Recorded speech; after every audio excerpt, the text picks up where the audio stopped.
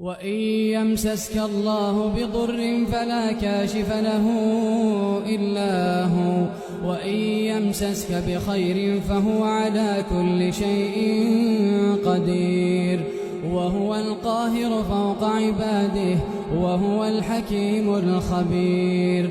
قل أي شيء أكبر شهادة؟ قل الله شهيد بيني وبينكم، وأوحي إلي هذا القرآن لأنذركم به ومن بلغ. أئنكم لتشهدون أن مع الله آلهة أخرى؟ قل لا أشهد. قل إنما هو إله واحد وإنني بريء مما تشركون.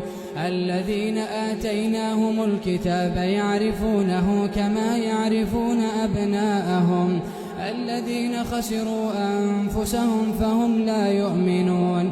ومن أظلم ممن افترى على الله كذبا أو كذب بآياته، إنه لا يفلح الظالمون. ويوم نحشرهم جميعا ثم نقول للذين أشركوا أين شركاؤكم الذين كنتم تزعمون؟ ثم لم تكن فتنتهم إلا أن قالوا والله ربنا ما كنا مشركين. انظر كيف كذبوا على أنفسهم وضل عنهم ما كانوا يفترون.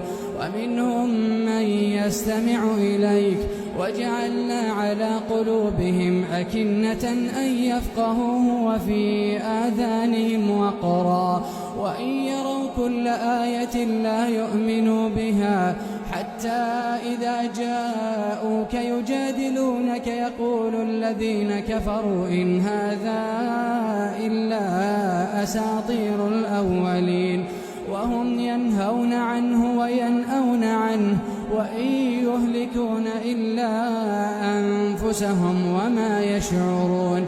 ولو ترى إذ وقفوا على النار فقالوا يا ليتنا نرد ولا نكذب بآيات ربنا